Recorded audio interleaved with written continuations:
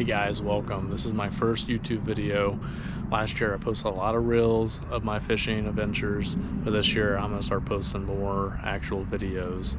So come along with me. I'm going to show you my upcoming tournament rig for this upcoming season in 2026. As you saw last year, I was fishing out of the Old Town 106 PDL. I'll be fishing out of it again. This will be the third year that I fished out of this thing. It's been great for starting kayak. It's my second kayak. It's not really starting for me, but it's been good. I really only have a couple complaints, and we'll get into it. So I run a Yak Attack pole mount right here. So after I catch a fish, I put my pole down in it so I can untie, unhook the fish and take the picture of the bass. So it's so nice. Native will have a pole holder somewhere over here, so that's kind of where this idea came from. Was Native. I just threw this thing on it and called it good. I'll run my pole, like my net right here, kind of very similar to what Greg Blanchard does. It is so handy having the net up here. And then I do have the Yak Attack anchor system. I don't recommend buying it and spending your money and time if you only bass fish. If you catfish out of a kayak, sure. If you're gonna anchor, definitely invest the money into it. But if you're bass fishing, there's no need. You go spot to spot too much to justify an anchor system. I did upgrade the pedals on my pedal drive. Highly recommend doing that. First complaint about Old Town is going to be, it's actually going to be the pedal drive. Pedal drive is great. I've done absolutely no maintenance besides, getting some line out of here and the weeds and such, but I broke 6 of these propellers last year.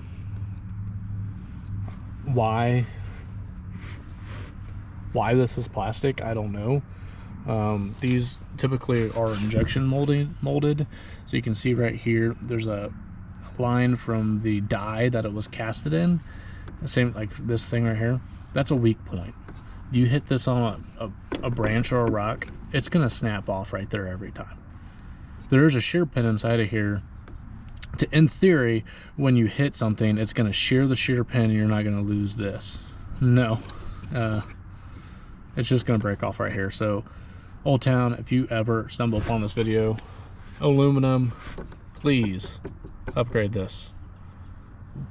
Take the time. I'll buy aftermarket. I'll spend $100 on it, but this thing is horrendous. If you ever need to buy these things, don't buy them on Amazon. They're about $37. Go to Navarro's website and buy them. He sells them for about 12 bucks.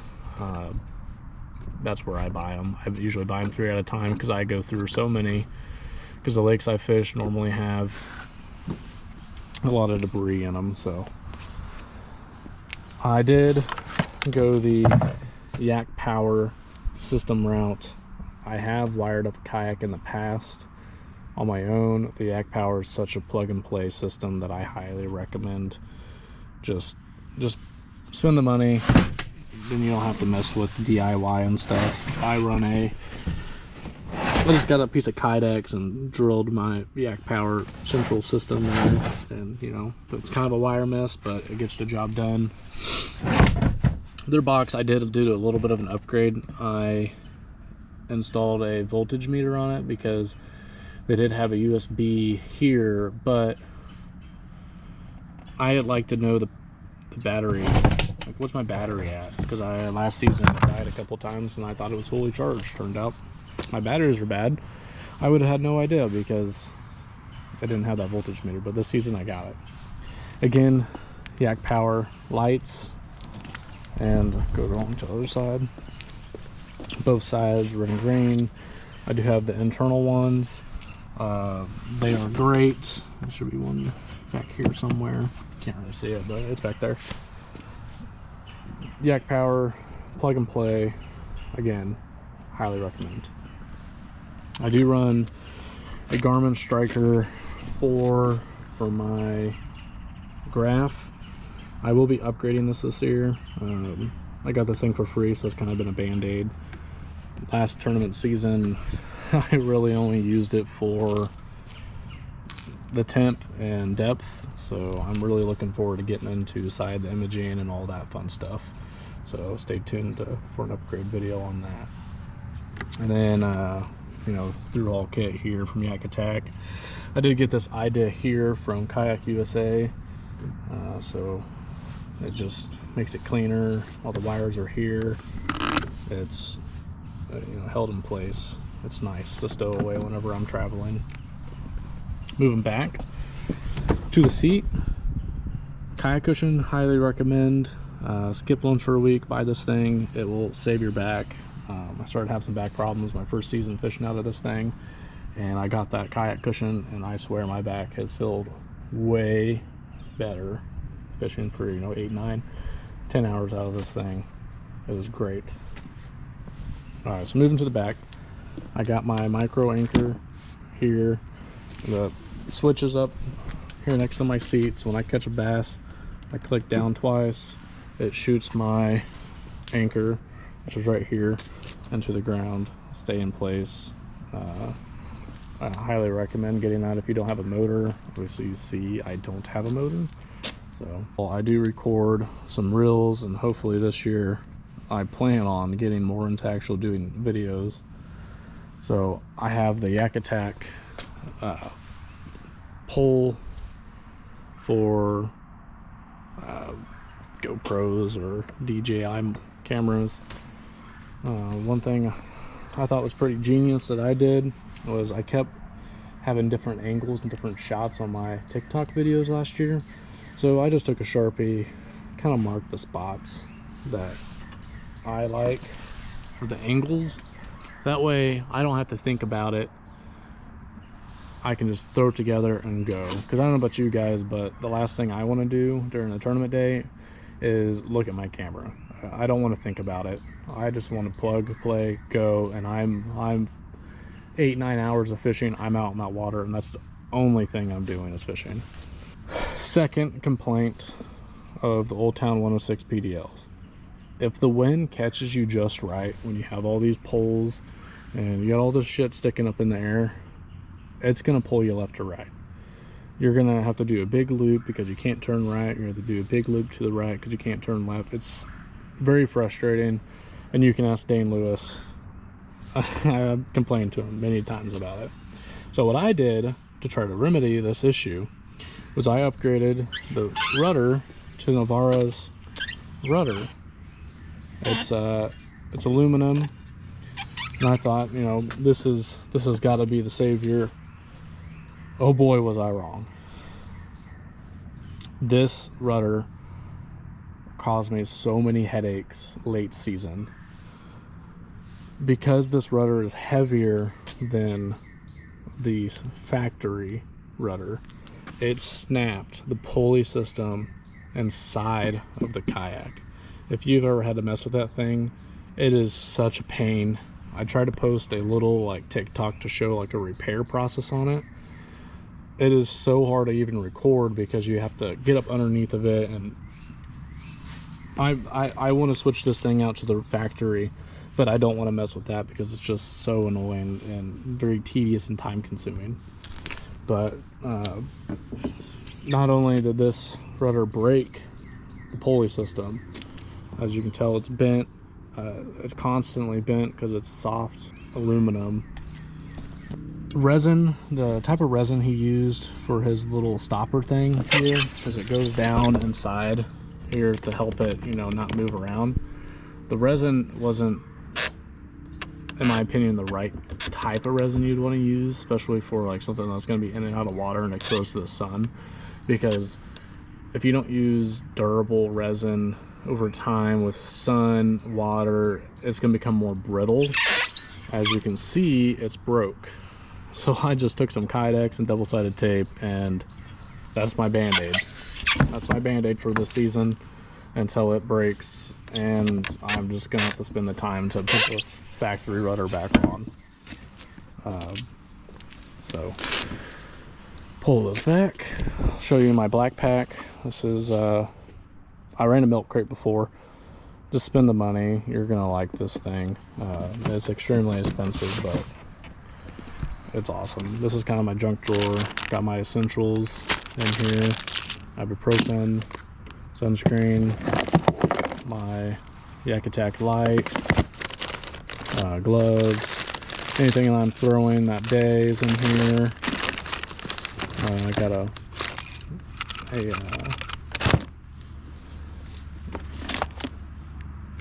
a scale right here, and then my like I mentioned, this Yak Attack power pole GoPro holder thing, whatever you want to call it. I just run an external battery in here and shut it, and I'm good. So I mean, I've seen guys run batteries out of this thing. This is just what I do. It's just all my tackle, all my soft plastics. I don't get fancy with it. I've been using these just Ziploc baggies for the last 2 seasons. I mean, they get the job done. I would upgrade, but why upgrade if it's getting the job done? Run 8 poles right here. And one thing that I do is I have bought these little like tethers. I'll tether on to the end of my catch board when I get out in the water. But when I'm out in the water and I'm fishing, this thing's not tethered. I just used what typically is used for a paddle holder. I just used it for this. Called it good. I've seen guys put them behind the seat, but typically behind the seat I run a cooler with all my drinks, so this area is taken up. So I like it right here. I have no issues with it. But that is my 106 PDL. Would I buy again? Yes, but my next upgrade's gonna need more space for a motor, so whenever that happens, I would still buy this thing. It's not bad. But we'll get into the trailer now. Now what you all have been probably waiting for is this trailer. If you know me, last season I had a trailer with this rooftop tent and ladder rack system on it. It was a 1989 jet ski trailer that Dane Lewis now has. I got a great deal on this 2022 jet ski trailer for 500 bucks, and I was like, well, it's more space, I can do more stuff. I have this really good idea. So this whole off season I've spent the time and money to take my idea and make it what it is. So we'll start here. I switched it out to a 7-pin system, and the reason for the 7-pin system is I have lights. I have reverse lights. I have stuff that can be ran off the truck battery and the external battery that I made. So that's really cool. That took forever to kind of figure out, but one thing too to note, if you guys have a trailer, these handles are 10 bucks on Amazon. It is so nice to be able to lift up, move around. Highly recommend. It is awesome. So I didn't know how I felt about the tongue area. It feels really clustered, but I can't remember where I saw this idea. It was on one of the Facebook group chats for DIY kayak trailer builds, but a tongue toolbox with a kill guard so you can butt your kayak straight up against the toolbox. I saw it somewhere. I thought it was an amazing idea, and I was like, you know what, we're gonna do that.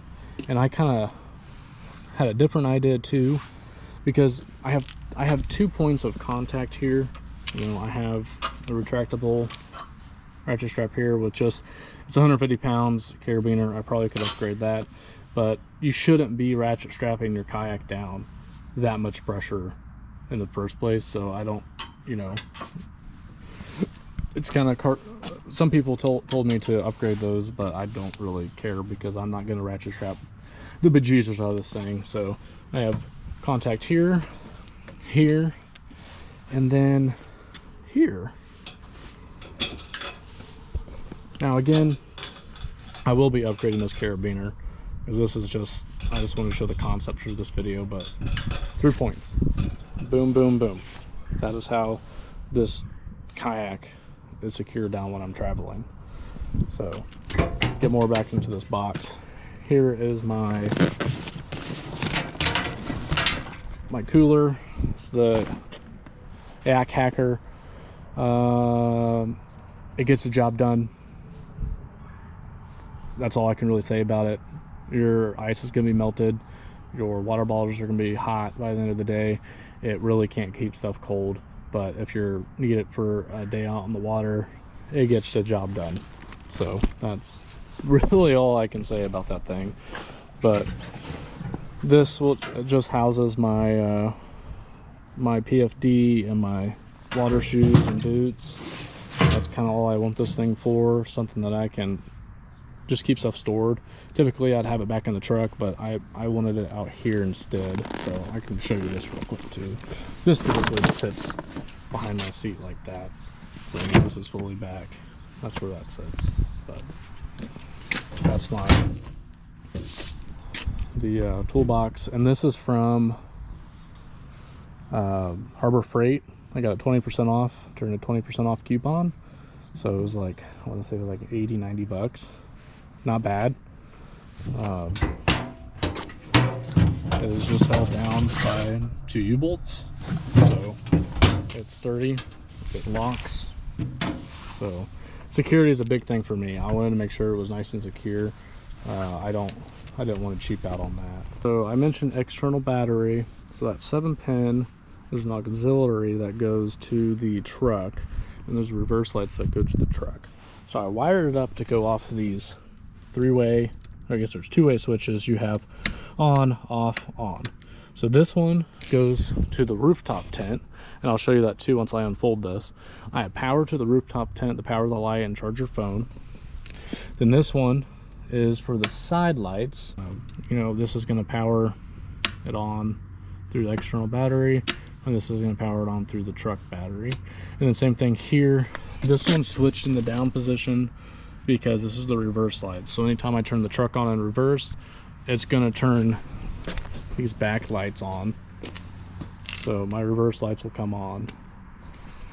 But if I want to just toggle them on for when the guys are camping, boom, external battery, and the lights are on. So we got lights back there for reverse lights, and that middle one, as I mentioned before, I don't know if I showed it, but we got more lights on the side for camping. Those primarily, I wanted to install those for the guys while we're camping, because we would be out in the woods and be dark, and now we're gonna have light. But I can show more of a video on this later too, but you know, it's just 2 batteries, a fuse box, and all the wires come in and out. It's nothing too fancy here. It's everything you would kind of expect a kayak DIY battery to be. I just did an ammo box, bolted it to the side of the trailer, and we'll see how it holds up this tournament season. I did rhino line the whole, so bid liner is what it is. It's Rust-Oleum's bid liner. Bid line the whole trailer. I'll be honest, I have restored now 3 trailers, and I've sanded them all down and rattle canned them all. This one, I wanted to try a different approach because there's a lot of work that goes into prepping and painting, and it takes a lot of time. This I just got to do during the winter, so I just sand it down and right aligned it, so you just roll it on, and it was a pretty easy process. Cured nicely. So, and I'm sure, as you guys noticed, I do have bigger rims and tires on with some bearing buddies. I bought these off of E-Trailer. I wanted to go with a bigger tire because, for example, last season, whenever Dane and I were fishing, he bottomed his trailer out and flipped his kayak off the trailer. So I wanted to avoid stuff like that. So I came up with a interesting idea. This is way before he even flipped his kayak, but this is kind of just what I came up with. if you go to lift your truck, a lot of times they'll have you put a 2-inch block spacer on it, on the leaf springs. So leaf springs, 2-inch block, longer bolts. I got more clearance between the fender and rims and tires. So something you guys can do. It's not fairly inexpensive and not as costly, but that's what I did. This is the exact rim and tire and axle that was on my old 1989 jet ski trailer. I just flopped over the two and gave Dane the newer axle because I didn't want to have to unbolt and rebolt the lift blocks, because I know these are good, they're intact. I have 3,600 miles driven on them. They're not loose, no issues. I'll just keep it that way, and I gave him the newer axle. So one cool thing that I did is, you'll see a lot of guys use EMT and they'll weld on to the trailer. I just bolted it to the trailer, but this is actually a 2-inch galvanized steel pole for street bikes. So that guy right there used to have an LED for street light on it. So, you know, obviously they're going to come bent already at that, so whatever degree bend this is. So I just took two, cut the end off where the bracket was, where it attaches to the wood pole, and painted it black and put some carpet on it with some adhesive, and here we are. I do, for those of you who think this is too low, I kind of agree. I don't know how I feel about it just quite yet. It doesn't hang lower than the axle, so that's kind of the only saving grace here is, you know, if I hit something, it's going to hit the axle. This doesn't hang lower than the axle. So anyways, I thought that was a cool alternative. I haven't seen anybody do that. It saved me money. I got them for free, and all it took me was, you know, cut it, weld the brackets on, bolt it, paint it, boom, done. As I mentioned before, I had this on my old setup, the rooftop tent. It is a Smittybilt. This is just a ladder rack system from Amazon. I took some latches here so I can run the ratchet strap around, latch onto there. I wouldn't cut these off. That's where I put my pole holder, or I hold it on that side. It's been great. Ladder rack. This is obviously the second trailer it's been on. I wouldn't change it. So let me unfold the rooftop tent so I can show you that and show you on the trailer.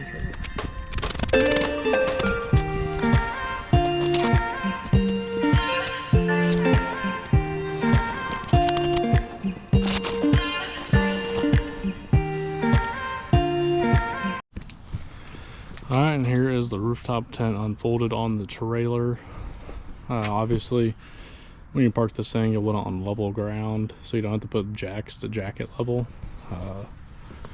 Power, like I mentioned before, runs up through here, up into the Kayak. It folds in that middle part, so the wire's never kinked. Plus, it's always shut off there, so if there ever is a wiring issue, you'll know, because it'll blow the fuse. But getting up inside here, I really haven't done much in here. I want to do some upgrades, but I haven't. It's just stock. It's whatever came from Smittybilt.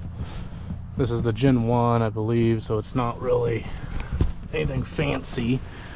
Comes with this LED light here, and then this is my makeshift box that I made for power. Just two USBs, and this little box runs down to the battery. But like I said before, that Yak Attack power box, this is that USB that was on it. I just took it and made this little box deal so you can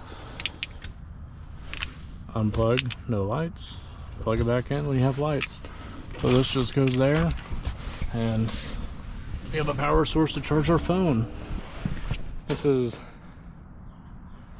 my second season with this. It's not bad. Gets hot, gets cold. It's a tent, but it's on a roof. It's not bad. Highly recommend.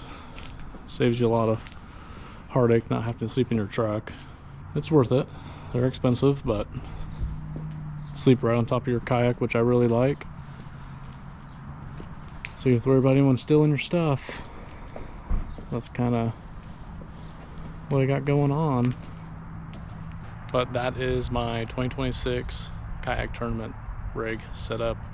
Let me know if there's anything you guys liked, didn't like, and stay tuned. I will be posting more videos this year, take you along for my fishing adventures. So thanks for watching, subscribe, and leave a comment on what you liked.